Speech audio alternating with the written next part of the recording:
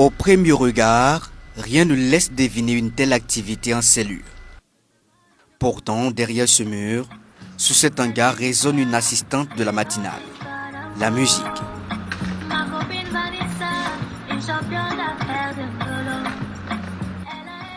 À l'intérieur, des femmes s'affairent au tri d'une matière première. Ce que nous découvrons ici est en fait une unité de production de pâtes alimentaires. Nous sommes en train de trier. Il y a des fusils, il y a d'autres qui dépassent. Ça, c'est un peu plus grand, si vous voyez. On peut pas ramener ça. Et il y a les plus petits. Voilà. Nous trions et nous mettons dans les différents sachets. Tout est prêt pour qu'on puisse commencer la production. C'est la patronne, on attend. Dès son arrivée sur le site, Safietou Marlène Zongo se met aussitôt à l'ouvrage. D'une à l'autre, des pièces sont à ajuster avant de lancer la production journalière. Je suis en train de monter la machine parce que chaque fois qu'on finit de produire, on est obligé de tout démonter, nettoyer correctement et puis poser. Donc le lendemain, à chaque fois qu'on veut produire, on est obligé de tout remonter à zéro, choisir la moule qu'on veut en fonction du type de produit qu'on veut produire et puis voilà, et puis on monte et puis avant de commencer à travailler. Il y a d'abord l'hygiène et puis il y a aussi la facilité d'emploi. Si c'est bouché, on ne pourra pas travailler correctement. Après les derniers réglages, la machine principale vrombit.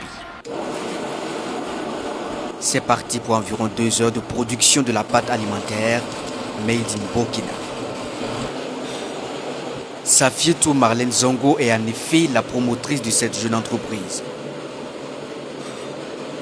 Elle l'a créée en mars 2025 et évolue exclusivement dans la transformation du blé tendre. Ce matin par exemple, il faut reconstituer un stock de spaghettis en baisse. Tout d'abord, on pèse une quantité donnée de farine qu'on met dans le mélangeur. Ensuite, il y a une quantité donnée d'eau qu'il faut mettre. Il ne faut pas que ce soit trop pâteux, il ne faut pas que ce soit trop dur. Voilà, parce que quand c'est trop pâteux, ça colle. Quand c'est trop dur, ça casse. Donc, du coup, quand on finit de mélanger, environ 8 minutes, comme ça, 8 à 15 minutes, on renverse la farine sur l'échelle et puis ça suit son cours jusqu'au niveau de l'extrudeur qui fait les différentes formes de pâtes, qui fait les pâtes, voilà. Et quand ça sort maintenant, elle découpe. Normalement, c'est cette machine qu'on devait utiliser pour la découpe, mais c'est trop lent. On la trouve trop lent. Donc, on a préféré faire manuellement. La machine sert également à la fabrication des coquillettes, des mafaldines et des fusilis grâce à des moules interchangeables.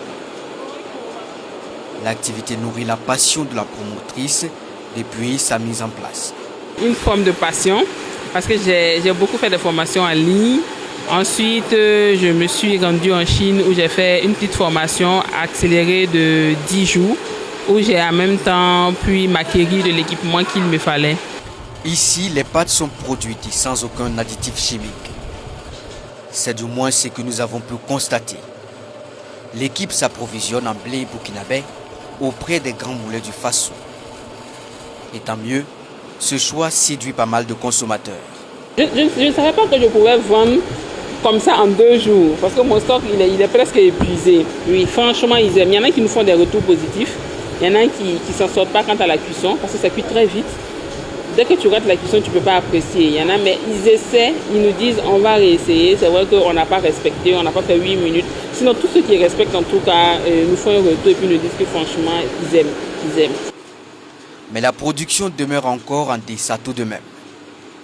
La promotrice explique cela par la méconnaissance du produit par les populations. Nous produisons des pâtes 2 fois plus tendres, 2 fois plus moelleux et des pâtes 100% blé.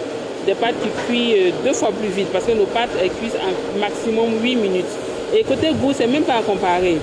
C'est peut-être le manque de connaissances qui fait que les gens n'apprécient pas trop nos pâtes ou bien ne veulent pas essayer. Sinon, nous savons tous que dans les pays maghrébiens, que ce soit dans les pays maghrébiens ou dans les pays européens, les pâtes de blé tendre sont des pâtes de luxe. L'équipe qui assiste Marlène Zongo durant le processus est composée de 4 femmes et un homme. Pour la plupart diplômés, ces dames exercent cette activité avec une volonté de faire rayonner le savoir-faire local. Une initiative qu'elles attribuent à la dynamique actuelle impulsée par le président du Faso. Et vraiment, on est fiers de pouvoir transformer ce qu'on a sur place.